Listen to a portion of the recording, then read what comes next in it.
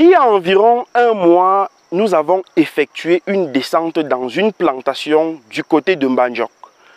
Le promoteur de la plantation nous avait invités pour venir visiter ces plantations et lui prodiguer d'éventuels conseils. Il avait investi sur plus de 30 hectares de production de bananes plantains et visait à la récolte les transformer en chips de plantain pour les livrer dans des supermarchés, des magasins ou des boutiques du quartier. Lorsque nous sommes arrivés sur le terrain, on a fait le tour du propriétaire et les résultats étaient catastrophiques.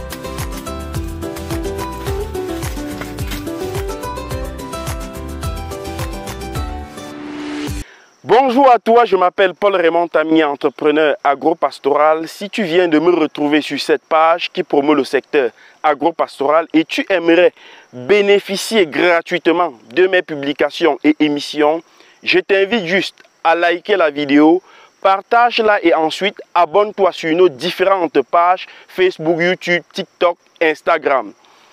Et si tu voudrais investir dès la prochaine campagne en agriculture, je te donne rendez-vous le 18 février à Douala et le 25 février à Yaoundé pour une formation inédite sur la culture intensive de la banane douce ou de la banane plantain.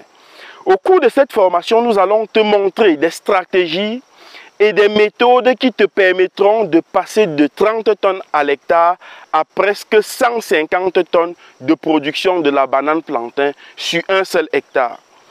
Au cours de la formation également, nous allons vous montrer comment vous pouvez créer des vergers intensifs. La création intensive des vergers. Donc pour ceux-là qui voudraient, dès la prochaine campagne agricole, se lancer dans l'agriculture, vous avez deux dates, le 18 février à Douala et le 25 février à Douala. Vous aurez là toutes les stratégies qu'il vous faut pour aller dans les plantations et de pouvoir tirer votre épingle du jeu. Si tu veux assister à cette formation, clique juste sur le lien dans la description, remplis le formulaire qui s'y trouve et un membre de nos équipes pourra te contacter pour te donner les conditions de participation à cette formation. Je reviens à notre visite à Mbandjok il y a quelques semaines, il y a un mois pratiquement, où un investisseur a investi sur pratiquement 30 hectares de production de la banane plantain. Et il voulait faire des chips à la fin. C'est-à-dire qu'il voulait produire la banane plantain et les transformer en chips pour livrer dans les magasins, dans les supermarchés, dans les boutiques, etc.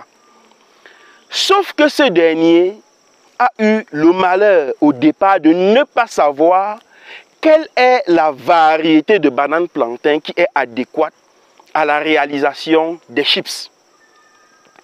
Je tiens à préciser que toutes les variétés de bananes plantain ne sont pas faites pour les chips. Donc si vous regardez cette vidéo et que vous êtes peut-être dans une situation pareille où vous avez acheté des rejets de bananes, de bananiers, vous avez mis dans votre plantation pour à la fin les transformer en chips, rassurez-vous que vous avez une variété dans votre plantation qui est adéquate pour les chips. Il y a des variétés de bananes plantain qui ne sont faites que pour des plantains vapeur. C'est-à-dire qu'on les prépare à la vapeur et on consomme cela, que ce soit avec des légumes ou avec de la sauce ou avec de la viande. Ou des variétés qui sont beaucoup plus adaptées à faire des frites de plantain. Or, la variété qui est faite pour la vapeur n'est pas forcément la variété qui est faite pour les chips. Or, qu'est-ce que nous avons constaté dans les plantations de presque 30 hectares, comme je vous ai dit, de cet investisseur? Nous avons remarqué, à près de 90%, ces plantations étaient couvertes de fringes. Et cet investisseur avait acheté des machines de transformation. C'est-à-dire qu'il avait acheté des machines pour la découpe des chips de plantain. Les machines pour faire les fritures de chips, les emballages, etc. Et il avait même construit l'usine de transformation, tout juste à quelques encablures de ces plantations. Imaginez un tel investissement, je parle de plus de 30 hectares de production de la banane plantain. Le coût d'investissement au moment où on arrivait sur le terrain était de plus de 60 millions de francs CFA. Je dis bien 60 millions de francs CFA. Et lorsque on dit à ce dernier, cette variété n'est pas adéquate pour les chips de plantain. Vous imaginez un tel choc? Vous vous imaginez de créer votre bananeraie, votre plantation de bananes plantain, et l'idée ultime, c'est de transformer en chips et qu'on revienne vous dire quelques temps plus tard que cette plantation, la variété qui est dans votre plantation là, n'est pas idéale pour la transformation de chips de plantain.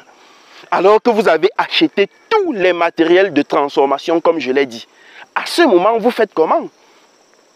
J'aimerais savoir ce que vous pensez de ce sujet, si vous avez été confronté aux mêmes difficultés, parce que cet investisseur que je ne voudrais pas citer ici là, pour des raisons d'anonymat, n'est pas un cas isolé.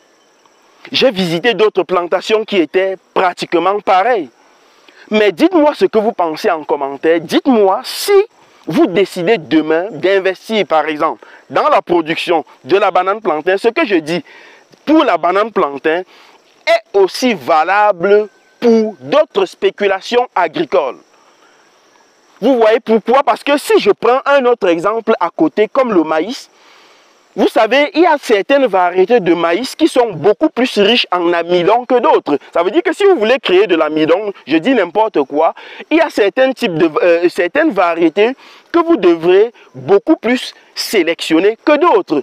Il y a certaines variétés qui sont riches en farine, d'autres qui sont riches, etc. C'est-à-dire qui sont riches en certains éléments que d'autres, ou même en production que d'autres. Et avant de vous lancer dans un projet, vous devrez savoir ce que vous voulez faire. Ce dernier, il savait bien évidemment qu'il allait transformer ses chips. Malheureusement, la variété sélectionnée était une mauvaise variété, tout simplement.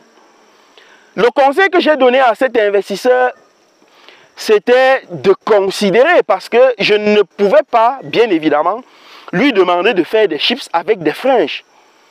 Pour ceux qui connaissent ce qu'on appelle les fringes, c'est des fringes, il y a des fringes géants, il y a des fringes moyens. Lorsque vous faites des chips avec des fringes et que vous les ensachez, lorsqu'on les consomme, c'est très dur dans la bouche. Ça peut même vous blesser la mâchoire. Les fringes sont faites pour des frites, c'est-à-dire qu'on peut laisser ça mûrir, on fait les frites avec des fringes. On peut faire des plantains vapeur, mais il y a d'autres types de plantains qui sont beaucoup plus prisés dans la production des chips de plantain. Avant d'entrer dans les plantations, chers amis, sachez ce que vous y allez faire. Prenez des bons conseils. Nous parlons aujourd'hui du cas précis de la banane plantain. La campagne agricole prochaine, la campagne agricole approche à pas de géant.